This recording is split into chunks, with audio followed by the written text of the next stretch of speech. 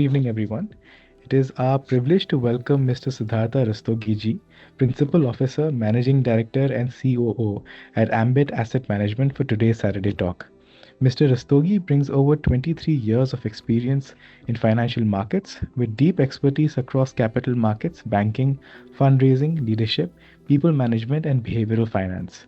Beyond his professional accomplishments, he is also an author, educator, motivational speaker, and a respected voice in leading institutions and B schools. Today's session, Tokenization, Transportation Toll, and the Energy Trap, a shift towards a new rulebook, gives us an opportunity to reflect on the important changes shaping finance, infrastructure, transportation, and energy systems. We are truly grateful to have you with us today, sir, and we are more than confident that we are going to have an insightful and thought provoking session. With that, I warmly welcome Mr. Siddhartha and request him to begin the session. Sir, over to you. Namaste to all of you. We are in testing time. Whenever one is in carry situation, one leans back, one goes back and remembers what our sages seen and our gurus have mentioned. Gurus who have been the guiding force for Bharat, for Adhyatma, for the wish as well. And if I have to talk one quote which summarizes everything which is happening at the moment and is going to happen for next half a decade. So what you're witnessing right now is not only for today, but it's going to be there for next 5 to 6 years.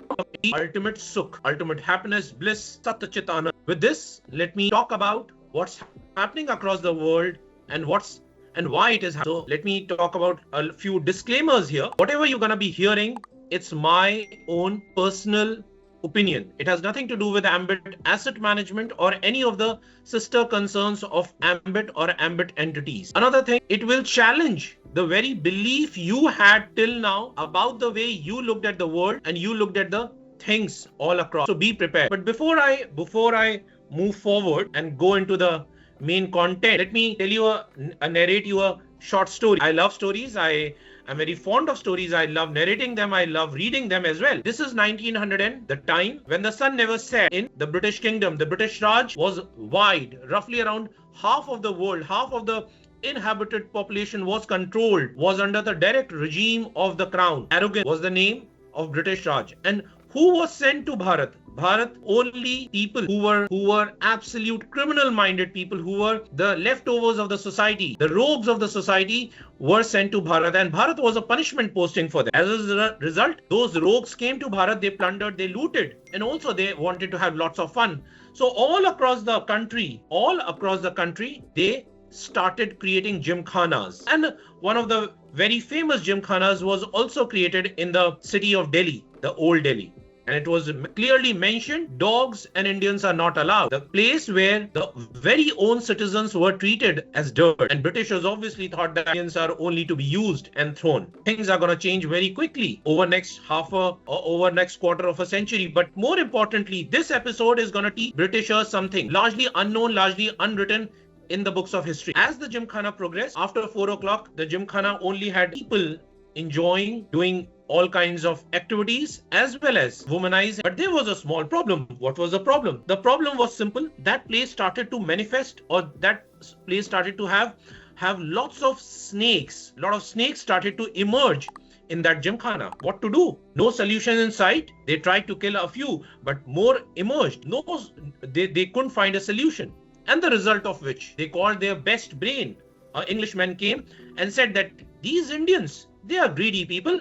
Just give them a bounty and you will have the problem solved. So be it. And the rule was implemented that anyone who would come with a dead snake skin will be rewarded handsomely. Next 3 months, the snake population reduced. 4 months, 5th month, 6th month, 7th month, the population stagnated. And then it suddenly increased. They couldn't understand what's happening. More and more snake skin is coming, but the population is not reducing. What's the challenge? What's the problem? They called finally an ICS officer. An ICS officer essentially means an Indian who is in the British civil service. Came in, he said, give me 2 days, and he went.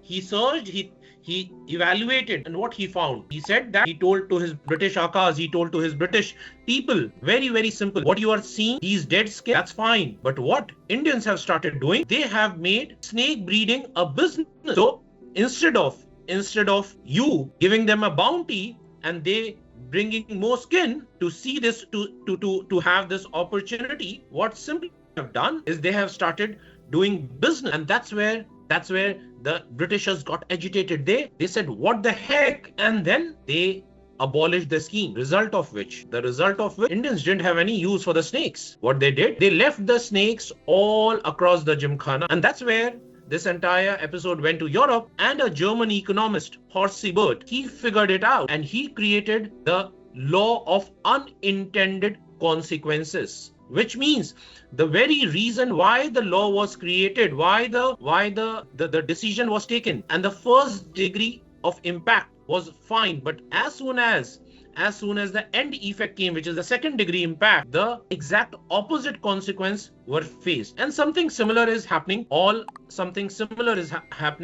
in the Iran and Israel war. And what is that consequence? Very, very simply, US thought that when they will attack, obviously they'll make more money, because as oil goes up, they will have lots of money being made on the rising crude prices. But they never thought that they have to shoot a $30,000 worth drone with a $2 million worth of missile. They thought it's a repeat of Venezuela. Shock and awe. Overthrow the government, kill the top management, and that's about it. Kill the top brass of Iran, kill the top political infrastructure of Iran, and that's it. You are done. Plus, what you get access is roughly around 220 kgs of enriched nuclear. So these are two aspects with which US went through. However, the repercussions are galore. Recently, one of the biggest things which are happening, and I'll come to the conversation in a bit, but exactly the Cobra effect, what the German economists coined, exactly the same thing is happening. US thought the US will benefit from the Iran war. However, what's happening is recently the 30-year US GSEC went up to 5.12, which is highest since 2007, which clearly means that the inflation in the US is rising very, very clearly. Currently, it's at 3.8%, which means higher inflation, higher interest rates, slowdown in the economy, and a situation of a stagflation. What do you mean by stagflation? Which means stagflation simply means people who earn, they start earning less. Goods become more expensive. So the gap between you buying a good because your income has reduced and you earning, your earnings have reduced and the cost of goods have gone up. So there's a double whammy which is happening in the US, and this is the paradox which US is facing at the moment. But we'll come to that in a bit. Let's start talking about the main subject, which is transportation tax. What this entire episode has taught us is very interesting. Earlier, you had some prowess, you had some skill, you had some leverage, because of which you could extract something. But now, just because of your sheer position itself on the globe, and not only on the land, but in the air as well as underwater, you can, in a hostile environment, you can extract toll, you can extract tax. We all know Gulf of Hormuz. We have all heard about Gulf of Hormuz. 20% of the energy passes from there. Now, this is only one part of it, which means that Iran can, in perpetuity,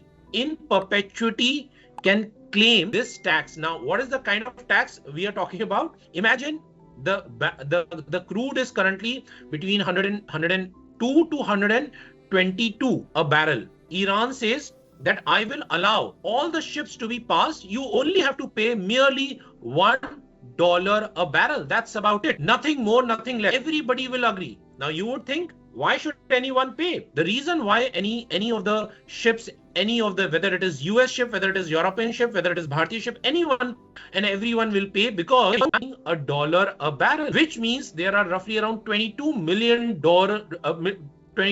barrels which pass every single day from the Gulf of Hormuz. And interestingly, if I just multiply that by 365, that's the earning which Iran is saying instantly. So that's number one. Number two, Bab al-Mandeb. I have circled this in the picture. You guys can see it. I am assuming that the pictures are visible to all of you, and you can see it on your screen. This is the Bab al-Mandeb. is a small creek. It's a small narrow passage through which roughly around 12 to 13% of the global trade, goods as well as crude move, not only energy but goods as well. And it is so this is a part of Yemen, and it is controlled by Houthi rebels, which is directly funded by Iran, which essentially means that that is another choke point which has not been exploited as yet, but it is still under the control of Houthi rebels. So if any time Iran wants, it can start extracting toll from there. Similarly, the Great Wall of Sand. Now, what is this? This is a very interesting thing. So, this is happening in the Middle East. You would think that everywhere else things are fine. The answer is no. In the South China Sea and in the Yellow Sea, what China has already done, if a country starts having a hostile relation with China, they can start having the same strategy what Gulf of Hormuz or the Strait of Hormuz Iran is applying in the Gulf of Hormuz. Exactly the same thing.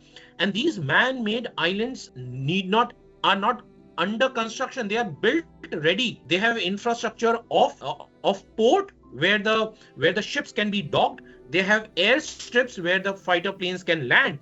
And they have small reactors, nuclear reactors to energize. So small modular reactors, SMRs, which are already being placed in their position in there, which is energizing, which is lightening the Great Wall of Sand, which means all the islands are being electrified. They have energy. They have all resources. Ben Gurion Project.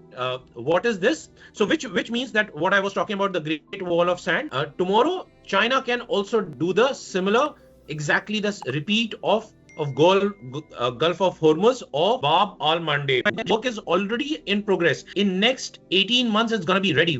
Suez Canal is under the control of Egypt. Egypt is a hostile nation which is under the control of Muslim Brotherhood and largely impacted or influenced by Muslim Brotherhood, which is a hostile nation. So hostile from the Western perspective. So what they are thinking, if the entire oil of the Middle East, whether it is from the UAE, whether it is from the Oman, or whether it is Qatar, or whether it is Saudi Arabia, if it gets routed through this Ben Gurion, then automatically the leverage will be high, which means Israel will be the route to supply energy to Europe. So that's the next big thing which is happening.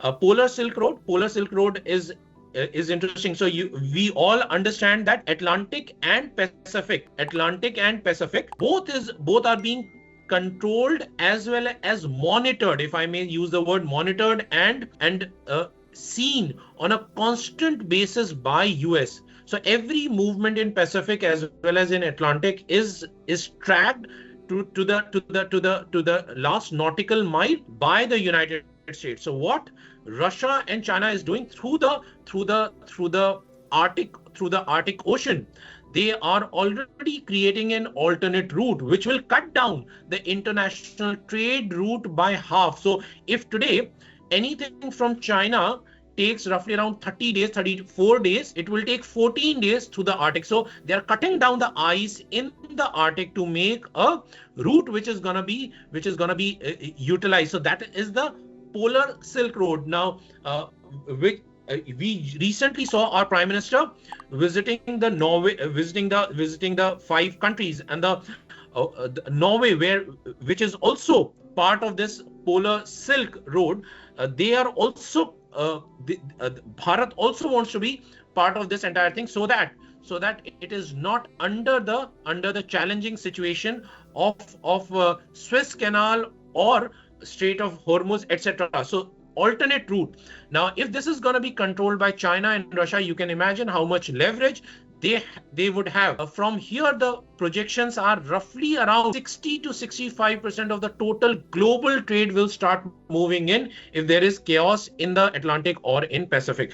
So you can imagine amount of money which these guys can make if they want to put a transportation tax or a toll or a transportation toll for the movement of goods or for the energy supplies. So that's number one. Number two, second conversation was around tokenization. Now, tokenization, what's happening in the world of finance?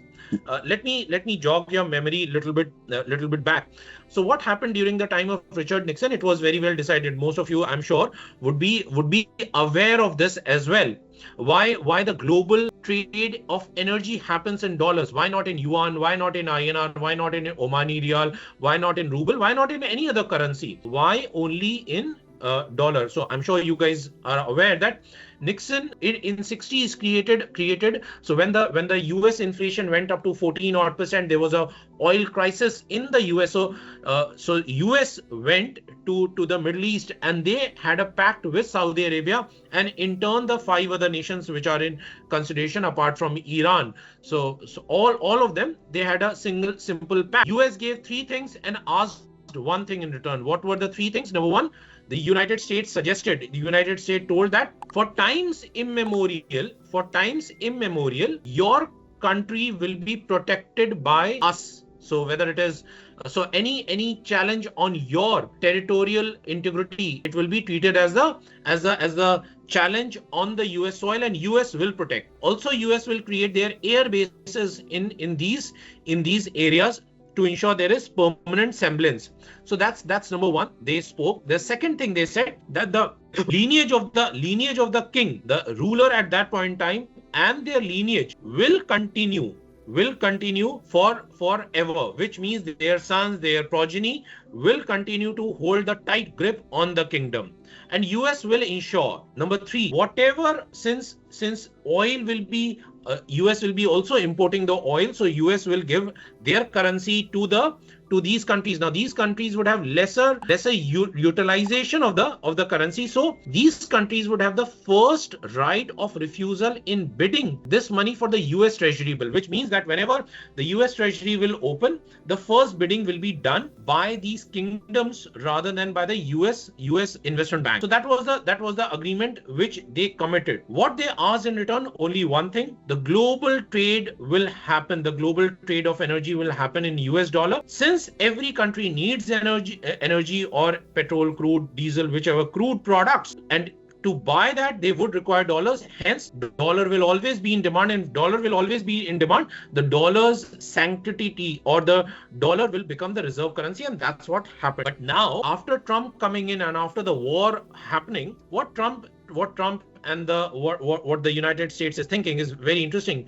Why should I defend these 5 countries without taking a rent, without taking a cost of protection? I have protected in the past, but not anymore. But then the problem is there are 3 to 4 countries which hold the maximum amount of US debt. So we all understand that the US currently has the largest GDP in the world, roughly around $31.5 trillion, and they have a debt in excess of $39 trillion. They have a debt in excess of $39 trillion. One of the most levered economies in the world. Who owns the US government debt? One is Japan, one is Saudi Arabia, one is China, and some part of Europe. So this is what the holding is. And if US has to issue further debt, what we keep hearing, printing of currency, what do you mean by printing of US currency? It simply means having more debt. If somebody is not willing to own more debt of US, then the US treasuries will collapse and the world markets can collapse, including the US. So what US is trying to do is change the entire ownership from 3, 4, 5 countries which hold the largest amount of US debt into retail holdings. How can it happen? So under the Genius Act, we all know that, I'm sure you guys would have seen it and read it as well. President Trump signed a Genius Act which enabled 1:1 equivalent of dollar to stablecoin. Now, can the US debt be shifted from the can it be shifted from the US dollar into stablecoin? You can revalue the stablecoins, and on the blockchain, can this entire ownership be fractionalized, which means tomorrow if Mayank has to own just $10 worth of US Treasury bill, $10, which is a very small amount, generally not tradable, cannot hold it. But since he will be owning it through the blockchain onto through his crypto wallet, it is possible. So as soon as the debt becomes fragmented, you don't have to defend the dollar, you don't have to defend the debt. So this is what is what is happening. Another thing which is happening is, if you look at the two largest institutions in the world which move the entire financial markets, and I'm sure you guys are aware that in India the financial markets are roughly around one third of the world's of the country's GDP. Globally, financial finance constitute closer to 12 to 14% of the world GDP. And who are the biggest players in there? BlackRock and Blackstone. BlackRock is the largest asset manager, and Blackstone is the largest private equity manager. So recently we saw BlackRock launching its tokenized US Treasury fund, Uniswap, on the Uniswap decentralized exchange, and their plans is to own this trust assets to the extent of 95%. And remember, this is the smartest people. These are the shrewdest people. They are hardcore capitalists. For them, what matters is only money. For them, they want to create a world which is countryless. They want to create a humanity which is only consumer driven, and they just want to control those people and to consume. When they die, it's fine, and even on their dead body, they are all right to sell their bones for the medicines. So for the medicines, for the experimentation, for the innovation, etc. So this is their mindset, and those guys are now launching the tokenized US Treasury fund. In a very layman terms, what I'm trying to say is, tomorrow, what if you have Google stock may be trading at, imagine, $50, $100, $200, but what if you want to own a fraction of the Google share, only worth $2 in the cryptocurrency equivalent, and that's with absolutely no transaction cost? Because today, if you as an Indian, so if I'm a Bharatiya and if I'm a local Bharatiya here, first I have to open an overseas account, then I have to do an LRS, then from there I have to send the money to the overseas bank, then I have to open the broker bank account, then broker bank account has to send the money to the broking entity, then to the stock exchange, and then I can buy. And so everything has legs and everything has cost involved. It will cut down the entire cost, as well as the execution time and the cost, both of it. So this is what is going to happen in next 24 to 36 months. It's not 5-10 years history, forward looking thing. It's a next 24 to 36 months thing, which you're going to see active tokenization of the real world assets. Another thing which you're going to see very, very actively, and I'm sure you guys were aware, when Trump's son-in-law Jared Kushner, as well as Steve Witkoff, who's a very close associate of Trump, went to Pakistan. And we saw that, Pakistan is very close to Trump. Why? Because what Pakistan has allowed is to cryptotize or to tokenize, if I may use the word. If they have allowed tokenization of their real world assets, which all electricity. So imagine you have to pay electricity every day, and if you don't pay the electricity bill, your electricity gets cut. What if I tokenize it? Similarly, what if I tokenize the property tax, the water tax, the cable charges, the Wi-Fi charges, the all your data charges, everything gets tokenized. Donald Trump, they get more valuable, because whatever is in demand, whatever is the demand and supply, that's the equation which determines the price of any currency. And that's what Trump is trying to do, is to capture the entire Pakistan's real world assets, whatever they are into its own currency. And Pakistan is playing a ball with the President Trump. So that's one of the examples. Another thing which is happening is Blackstone we have recently seen is acquiring and investing big time into blockchain infrastructure. Now imagine, I'm sure you guys must be buying and selling stocks, etc. So when you have to buy and sell a stock, what do? You go online, you go to a broker account. From the broker, you transfer the money from your bank account to the broker account. From the broker account, the broker gives the margin to the exchange, and then you trade, and then the stock comes from the exchange into the broker demat, and from the broker demat into yours. So this is entire infrastructure. This is the entire pipe which flows through first money and then the stock. Similar pipe has to be created if I have to trade into the tokenized real world assets, and that has to be seamless. And that's where Blackstone is investing big money. So the estimates are, and this is by one of the most leading consulting firms, what they are talking about as of now, $15 billion of real world assets have been tokenized. Only $15 billion. If you look at the total world GDP, is closer to 114 billion of trillion dollars. So as a composite, it's relatively small. But what that big consulting firm is, and a US based, the biggest US consulting firm is talking about, by 2030 these real world assets will move from $15 billion to $1 trillion. So that's the kind of exponential jump one is gonna see here.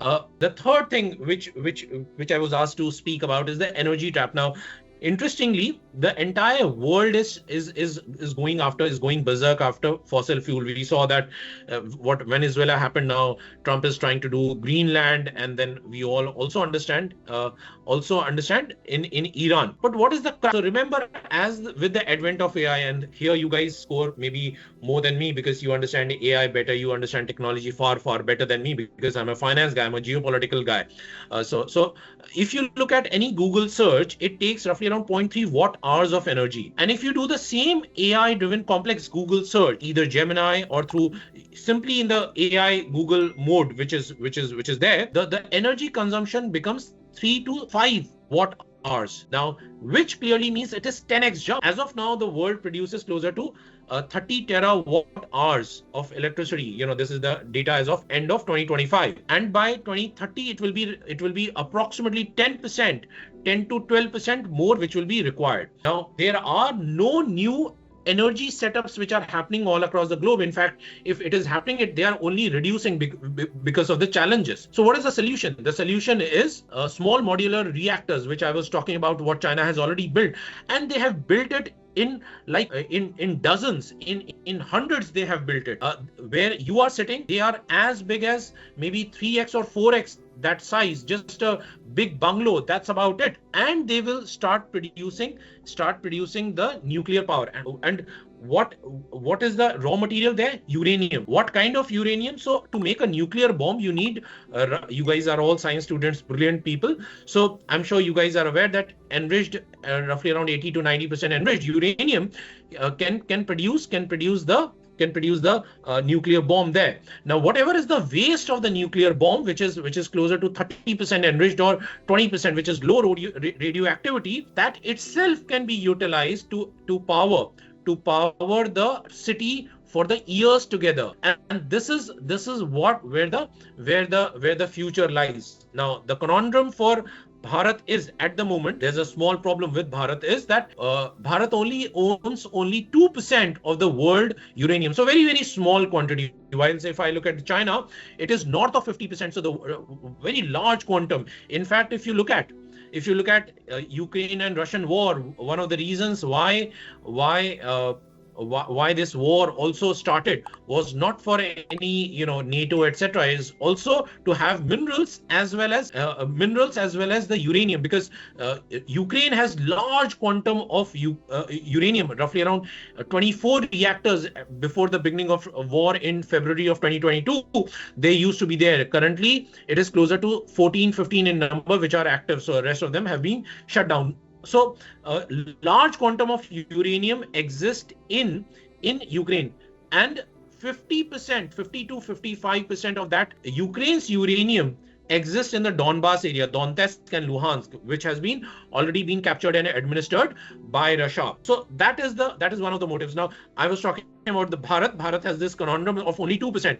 So what is the solution? What Prime Minister just now spoke about is thorium. If I look at globally, thorium is limited in supply, and Bharat owns roughly around 45 to 46% of the world total thorium. Interestingly, if you put heat on thorium at a particular temperature, it converts into uranium, and there are 3 stages of criticality. And when Prime Minister spoke about Kalpakkam, it was the first critical stage which Bharat has achieved. If it achieves the third stage, it can start generating electricity commercially from the nuclear. So that's where the future lies. That's where the future lies for the energy. Moving on, So what will happen with this? What will happen with this entire war? One is obviously we spoke about inflation. Now, as the inflation will keep rising, we have seen that the inflation in US went down to 2.2. Now it is rising to 3.8. Tariffs have been responsible, but largely it is because of the energy prices. Energy prices in US have gone up as high as 25-26%. In Bharat, we have only seen a 3 to 4% rise in the energy prices. My question I am seeing from the larger perspective, from the technology competitive strategy across the countries. Like you talked about China making underwater drone for surveillance, like US having kind of monopolistic situation in blockchain technology, like India trying to develop digital rupee with some background. Now, what I see a very famous management law called Murphy's Law. I want to put in from that perspective that like you told जिसकी लाठी उसकी भैंस, तो आप लाठी चलाते जाओ अंधेरे में और भैंस मर जाए, kind of thing. When things go wrong, it will keep on going wrong. Sure. So how do you foresee, like everybody is currently in the rat race of technology to have one upmanship? You talked about making straits, Babel Manda, capturing Babel Manda to extort. No, I didn't. They have already captured. So how these are already there, they are already in control. So I'm not saying they will. They are already there. So what I see, what next then? I mean, how like is India going to be the next target for kind of entangling it into the war? Like US has got a strait. They tried to put their dummy in Venezuela. They are trying to like hover over Iran, Middle East. So what do you foresee? Okay. Is Murphy Law going to being applied in India also? Right. And from the larger perspective, I am seeing in the social media, though it is called one world order, I don't want to elaborate. I know more about that. There is something called secret society, Right. which is talking like in the face. They are establishing financial institutions like your say BlackRock and Black Gold. Sure. But the intentions are not correct. Correct. So sovereignty of the country are to be basically compromised in a way. Correct. So all after summing up all your deliberations, I just wanted to know that what next? What do you foresee? Okay. So let me bring three perspectives here. Number one, Bharat is the last civilization standing. The minute Bharat collapses, the world will start integrating into a borderless consumer society. It will be countryless, borderless consumer society. And as you rightly said, top 300 families, the Illuminati, you all understand that. So the deep state, they are only interested in that. So that's number one. And you're bang on, and Bharat is the last man standing, put it this way. The minute Sanatan collapses, not even Bharat, Sanatan collapse, done. Two live examples of it. You saw DMK was not obeying completely the church, the society. They changed. You saw the TVK, the instantly getting reinstated in Tamil Nadu. The first order, what comes? Take the gold, take the money from the temples, instantly put that entire into the loss-making NBFCs of Tamil Nadu. Take the money from the temples, mandirs of Tamil Nadu and put it there.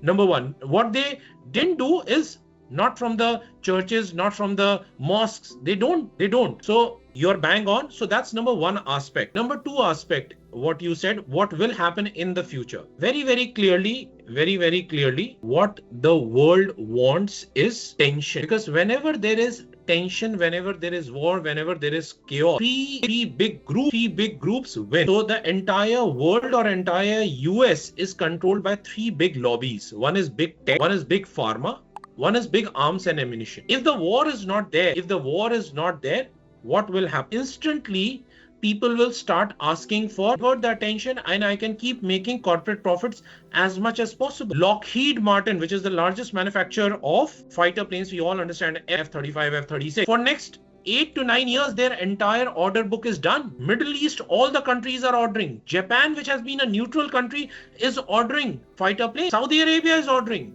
Qatar is ordering. So you can imagine if there is conflict, what happens? A lot of people make money. And also you rightly said, Blackstone and BlackRock, when the Ukraine war started, instantly what happened? Ukraine was the bread box of Africa and Europe. What BlackRock started doing as soon as the war started, the land prices collapsed. They started buying acres of land at $2, $3, $5, $10. So very, very clearly, when the core of the society becomes capitalism, hyper capitalism, you don't care for anything. And this is what's happening. But what are the next steps? What will happen in future? There are some winners. So what I spoke about is utopia. So let's not talk about utopia. Let's talk about practical world.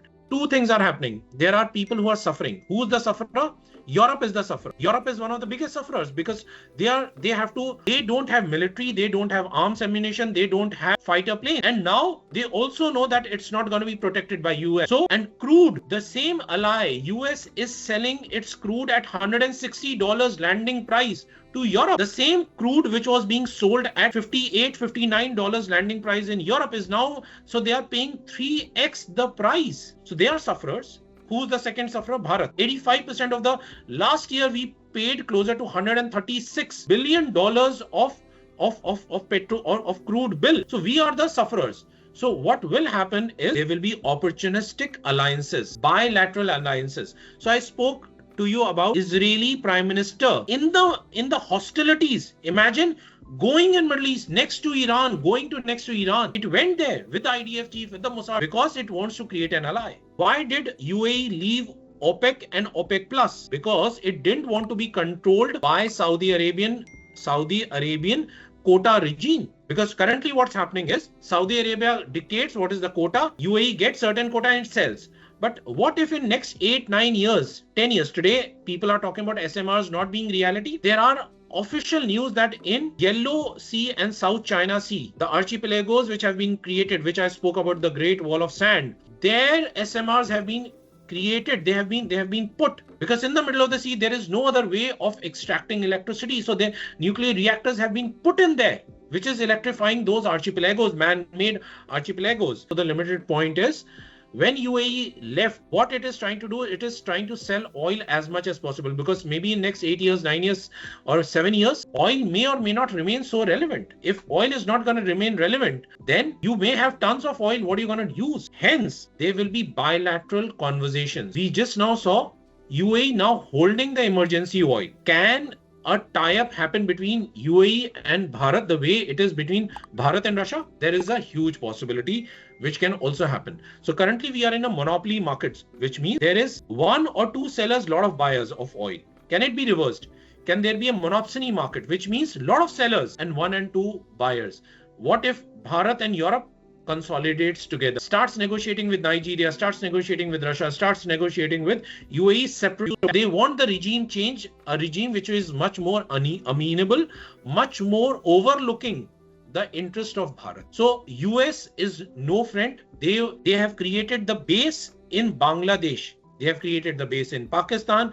They are creating a base. They are trying to create a base in Nepal as well. So you are living in a hostile world, and this is a reality. I'll give you a recent example. I'm sure some of you would have heard about Cockroach Janata Party. And we recently saw that Cockroach Janata Party. So Congress has Instagram followers closer to 10.5 million followers. BJP has got closer to 8.8 million followers. These guys got in 5-7 days 15.5 million in 5-6 days. Out of that, over half of them were Pakistani followers. Only 9%, specific 9% followers were from Bharat. They were from all over Australia. They were from Pakistan, Bangladesh. So every from Middle East as well, from UAE as well, 3%.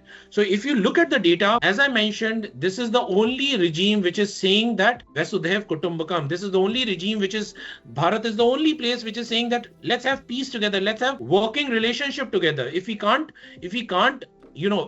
be friends, at least work politely. Don't harm anyone. Let's live together. But this is what is hurting a lot of people, and this is hurting a lot of interest of a lot of people. Another thing why they want to capture Bharat is I'll give you a very interesting anecdote. You would have never thought about it. 1960s, the Chinese population was closer to 60, 65 crore people. Today, they are talking about 140 crore people, rough and ready, 2.2, 2.3x. For this last 60 years, 65 years, 70 years, out of that 50, 55 years, they had a single child policy. Single child policy means, and they didn't stop the determination. So they allowed the child determination. So what happened? The sex ratio became adverse. Sex ratio fell down to 729 females for 1,000 males. What it implied is lower productivity. In turn, their population is at 140. Are they fake? So some of the intelligence reports say that there are not so many Chinese who we see. So which is the population which is consuming? It is Bharat. 145 crore people, 2/3 of people between 18 years of age to 59 years of age. 2:1 dependent ratio, independent to dependent 2:1. 23% population endeavoring to enter into consumption age from 18 onwards. So this is the demographic which every country want to capture, because this is the only way their growth can be phenomenal. Whether it is technology, whether it is food, somebody who has to consume only then can grow. And that's why Bharat is critical for every. Now, if Bharat starts overlooking its own interest, then obviously somebody else will benefit. And that's why it is a challenge. So this is in a nutshell. So in immediate future, you will see more hostilities against Bharat, more challenges against, and it is not going to stop. What lies ahead in the future? There will be more wars, more conflicts. They want to entangle Bharat into the war. Next 12 months to 18 months will be very challenging in all parts. Thank you, Dhanyavad ji. And if you guys ever want to be in touch with me on anything, my coordinates are there with Mayank. So you guys can write to me. I'm there on social media. You guys can connect with me. Also, I love to give a perspective on Bharat. So if your organization, if your any other place wishes to have a conversation like this, I'm more than happy, because my endeavor is that Bharatiya should have the right Bharatiya and Sanatan perspective. That's about it. If that is done, my job is done. So many thanks. Dhanyavad. Jai Shri Ram.